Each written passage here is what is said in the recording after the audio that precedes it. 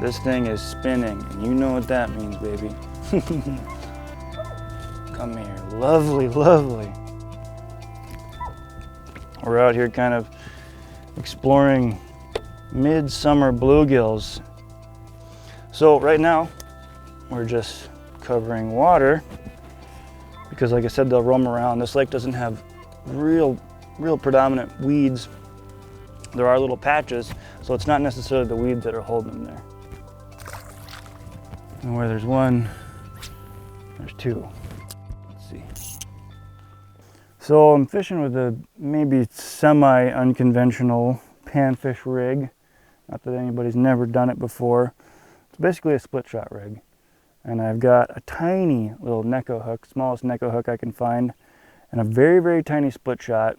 And I've taken a little MaxScent craw, a little Ned rig bait for bass fishing, cut it down slightly, and weaved that hook on to the shank of that hook. And what that does is it makes just a real buggy looking profile down there.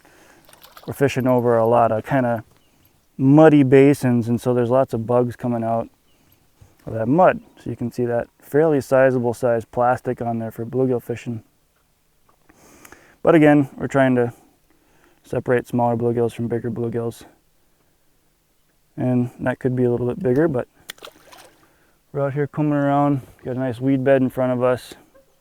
Again, this lake is pretty simple. It's just a shallow lake, dark lake, muddy bottom, sporadic weed patches.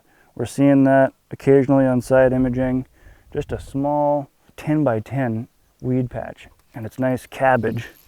And so again, there's bugs coming out of that mud. Don't overlook that.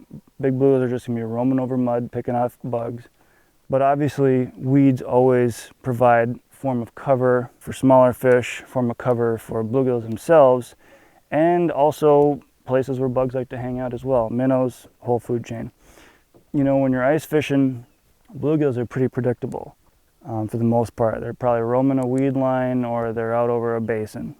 And when they're on beds, they're ultra predictable, right? You go up into shallow muck bottom bay or hard bottom bay and fish are fanning out beds. Well, after they do that, it's somewhat of a mystery where they go.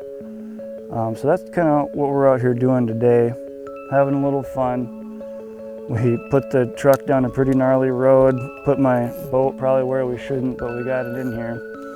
And it's all for the sake of exploring and seeing if we can find some decent sized gills, which in this day and age seems like what you got to do to find a decent one. Damn. Oh, that might be a largemouth bass, which is kind of exactly why I have a medium, yep, coming up. I put a medium light, I'm fishing a medium light, 7-foot medium light rod here on this rig. Kind of coming at this with two rigs. This is my go-to rig right now. And that crawfish that you saw, a little bit larger profile on it. I'm anticipating I might run into a bass or two. And so this way with braid and a medium light instead of a light, I'm not outgunned. These guys are living in harmony out here, bass and bluegills.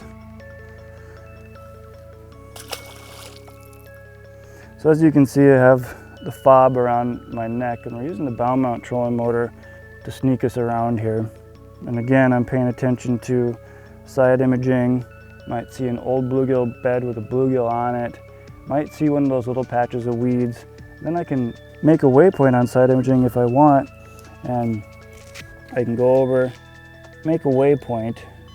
That shows up on my map over here. That's just off to our left a little bit. So knowing that that's off to my left a little bit, all I got to do is hit left on the trolling motor. Now the boat's going left towards that little patch of weeds. So, you know, you can really efficiently fish things you obviously see, structure, weeds, fish themselves. But a big key to all this too is actually speed, because I'm using that light little split shot. You know, that plastic keeps that hook up a little bit. I don't want to be going too fast where that is literally just right underneath the surface. I want this to be near the bottom, looking like a bug that's just emerged. So since this is a bug imitating profile, it's important not to overwork the bait. You know, it's not like a bug is flying all over the place, kind of like maybe a minnow would, but insects obviously make just little twitchy movements, and you'd be surprised at how far you're actually moving your bait, especially on braid 7-foot rod. So I'm just basically popping the slack, making that sinker move a little bit. The sinker is kind of dictating how fast that little bug twitches around. Yeah, it might be a forgotten old school tactic, just dragging a bare hook and a worm and a sinker around on a weed line. But the only difference is I'm not using live bait, because who needs live bait when you have Berkley MaxScent? It's just nice, chewy plastic that has a ton of scent in it. It keeps fish interested longer. They can find it from a greater distance, and they keep it in their mouths longer as well. Come on, baby. Such a fun rod. Oh, oh, oh, that's what's up. Another hen, but so you can see she got that hook about perfectly. Bait's kind of big, but not too big for her. Let's get this one back. Got a lot of respect for big bluegills, so I like to see them go back.